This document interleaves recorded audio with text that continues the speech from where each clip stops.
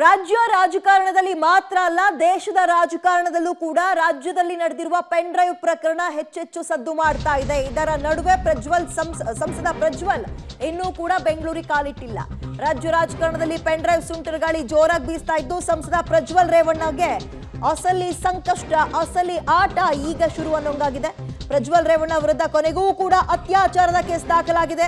Section 164 ಹೇಳಿಕೆ ದಾಖಲು ಮಾಡಿಕೊಂಡಿದ್ದಾರೆ ಮ್ಯಾಜಿಸ್ಟ್ರೇಟ್ ಮುಂದೆ. ಒಂದ್ ಕಡೆ ಲುಕ್ಔಟ್ ನೋಟಿಸ್ ಅನ್ನ ಹೊರಡಿಸಿದ್ದಾರೆ, ಮತ್ತೊಂದ್ ಕಡೆ ಅತ್ಯಾಚಾರದ ಕೇಸ್ ಕೂಡ ದಾಖಲಾಗಿದೆ. ಸೊ ಇನ್ನು ಮುಂದಕ್ಕೆ ಅಸಲಿ ಆಟ ಶುರು. ಮೊದಲಿಗೆ ಆರಂಭ ಮಾಡಿದ್ದು ಸ್ಪಾಟ್ ಮಹಜರು ಮಾಡ್ತೀವಿ, ಆನಂತರ ನೋಟಿಸ್ ಅನ್ನ ಕೂಡ ಕೊಟ್ರು ಅಪ್ಪ ಮತ್ತು ಮಗ ಇಬ್ಬರಿಗೂ ಕೂಡ. ಯಾವಾಗ ನೋಟಿಸ್ಗೆ ಇವರು ಸರಿಯಾಗಿ ರೆಸ್ಪಾನ್ಸ್ ಮಾಡಲಿಲ್ಲ ಅಂದ್ರೆ ಒಂದು ನೀವು ಅರ್ಜೆಂಟ್ ಬರಬೇಕು 24 ಗಂಟೆ ಒಳಗೆ ಅಂದ್ರೂ ಕೂಡ ಇವರು ಒಂದು ವಾರಗಳ ಕಾಲ ಟೈಮ್ ಕೇಳಿದ್ರು. SIT ಅದಕ್ಕೆ ಒಪ್ಕೊಳ್ಳಿಲ್ಲ. ತಕ್ಷಣವೇ ಲುಕ್ಔಟ್ ನೋಟಿಸ್ ಹೊರಡಿಸ್ತು. ಅದರ ನಡುವೆ ಇದೀಗ ನಿನ್ನೆ ತಡರಾತ್ರಿ ಆಗಿರುವ ಬೆಳವಣಿಗೆ ಏನಪ್ಪಾ ಅಂದ್ರೆ, ಮತ್ತೊಬ್ಬಕ್ಕೆ ಸಂತ್ರಸ್ತೆ ಬಂದು ಲೈಂಗಿಕ ದೌರ್ಜನ್ಯ ಅಥವಾ ಅತ್ಯಾಚಾರದ ಆರೋಪದ ಅಡಿ ಪ್ರಜ್ವಲ್ ವಿರುದ್ಧ ಕೇಸನ್ನ ದಾಖಲು ಮಾಡಿದ್ದಾರೆ. ಇದು ಅವರ ಕೊರಳಿಗೆ ಒಂದು ರೀತಿ ಮತ್ತಷ್ಟು ಬಿಗಿ ಹಿಡಿದಂಗಾಗಿದೆ. ಸಂಕಷ್ಟದ ಮೇಲೆ ಸಂಕಷ್ಟ. ಇದು ಯಾವ ರೀತಿಯಾಗಿ ಪರಿಣಾಮವನ್ನ ಬೀರುತ್ತೆ ಮುಂದಿನ ದಿನಗಳಲ್ಲಿ ಗೊತ್ತಿಲ್ಲ. ಓಕೆ, ಪ್ರಜ್ವಲ್ಗೆ ಅಸಲಿ ಸಂಕಷ್ಟ ಹೇಗೆ ನೋಡ್ತಾ ಹೋಗೋಣ. ಸಂಸದ ಪ್ರಜ್ವಲ್ ರೇವಣ್ಣ ಅವರಿಗೆ ಅಸಲಿ ಸಂಕಷ್ಟ ಈಗ ಶುರು ಅಂತ ಇದ್ದಾರೆ. ಕಾರಣ, ಸಂತ್ರಸ್ತೆ ಕೊಟ್ಟಂತಹ ಹೇಳಿಕೆ ಆಧರಿಸಿ ಈಗ ಸೆಕ್ಷನ್ 164 ಅಡಿಯಲ್ಲಿ ಹೇಳಿಕೆ ದಾಖಲು ಮಾಡ್ಕೊಂಡಿದ್ದಾರೆ. ಪ್ರಜ್ವಲ್ ವಿರುದ್ಧ ಈಗಾಗಲೇ ಒಂದ್ ಕಡೆ ಲುಕ್ಔಟ್ ನೋಟಿಸ್ ಇದೆ, ಮಗದೊಂದ್ ಕಡೆ ಇದೀಗ ಅತ್ಯಾಚಾರದ ಆರೋಪ ಬೇರೆ ಕೇಳಿ ಬಂದಿರೋದ್ರಿಂದ ಎಲ್ಲೇ ಕಾಣಿಸ್ಕೊಂಡ್ರು ಕೂಡ ಪ್ರಜ್ವಲ್ ಈಗ ತಕ್ಷಣವೇ ಅರೆಸ್ಟ್ ಮಾಡ್ತಾರೆ. ಓಕೆ, ಕಳೆದ 4-5 ದಿನಗಳಿಂದಲೂ ಕೂಡ ರಾಜ್ಯದಲ್ಲಿ ಸಿಕ್ಕಾಪಟ್ಟೆ ಚರ್ಚೆಗೆ ಮತ್ತು ಕುತೂಹಲಕ್ಕೆ ನೆಕ್ಸ್ಟ್ ಏನಾಗ್ಬೋದು, ಮುಂದಕ್ಕೆ ಏನಾಗ್ಬೋದು, ಯಾವ ತಿರುವು ಪಡ್ಕೋಬಹುದು, ಮತ್ತಾರಾದ್ರೂ ಬಂದು ದೂರು ಕೊಡ್ತಾರ, ಇಂತಹ ಹಲವು ಕುತೂಹಲಗಳಿಗೆ ಕಾರಣವಾಗಿರುವ ಒಂದು ಪ್ರಕರಣ ಲೋಕಸಭಾ ಚುನಾವಣೆಯ ಮಧ್ಯ ಅಂದ್ರೆ ಅದು ಹಾಸನದ ಪೆನ್ ಡ್ರೈವ್ ಪ್ರಕರಣ.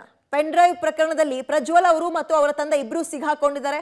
ಅದರಲ್ಲೂ ಯಾವಾಗ ಆರೋಪ ಜೋರ ಕೇಳಿ ಬಂತೋ, ನನಗೆ SIT ಅಂದ್ರೆ SIT ರಚನೆ ಮಾಡಿದ್ದಾರೆ, ನನ್ನನ್ನು ಕರಿಬಹುದು ಅಂತ ಗೊತ್ತಾಯ್ತೋ, ರಾತ್ರೋರಾತ್ರಿ ಊರನ್ನ ಬಿಟ್ರು ಪ್ರಜ್ವಲ್.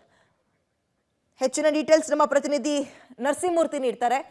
ನರಸಿಂಹಮೂರ್ತಿ, ಆಗಲೇ ಸಂಕಷ್ಟವನ್ನ ಎದುರಿಸ್ತಾ ಇದ್ರು ಪ್ರಜ್ವಲ್. ಅದರ ನಡುವೆ ನೋಟಿಸಿಗೆ ಸರಿಯಾಗಿ ರೆಸ್ಪಾನ್ಸ್ ಮಾಡಿಲ್ಲ ಅಂತ ಲುಕ್ಔಟ್ ನೋಟಿಸ್ ಬೇರೆ SIT ಹೊರಡಿಸಿತ್ತು. ಇದರ ನಡುವೆ ನಿನ್ನೆ ರಾತ್ರಿ ನಡೆದಿರುವ ಮೇಜರ್ ಅಪ್ಡೇಟ್, ಮತ್ತೊಬ್ಬಕ್ಕೆ ಸಂತ್ರಸ್ತೆ ಬಂದು ದೂರು ಕೊಟ್ಟಿರೋದು. ಇದು ಯಾವ ರೀತಿಯ ಪರಿಣಾಮವನ್ನ ಪ್ರಜ್ವಲ್ ಮೇಲೆ ಬೀರುತ್ತೆ, ಮತ್ತಷ್ಟು ಸಂಕಷ್ಟ ಹೆಚ್ಚಾಗುತ್ತೆ ಅಂದ್ರೆ ಯಾವ ರೀತಿಯಾಗಿ ಆಗ್ಬೋದು ಅಂತ? ವಿದ್ಯಾ, ಯಾವಾಗ ಸರ್ಕಾರ SITಯನ್ನು ಈ ಪ್ರಕರಣದಲ್ಲಿ ರಚನೆ ಮಾಡ್ತೋ ಅದಾದ ಬಳಿಕ ಕೆಲವೊಂದಿಷ್ಟು ಸಂತ್ರಸ್ತ ಮಹಿಳೆಯರು CIDಯ SIT ಸೆಲ್ಗೆ ಬರ್ತಿದ್ದಾರೆ. SIT ಮುಂದೆ ತಮ್ಮ ಹೇಳಿಕೆಗಳನ್ನು ದಾಖಲು ಮಾಡಿಕೊಳ್ಳೋ ಕೆಲಸವನ್ನು ಮಾಡ್ತಿದ್ದಾರೆ.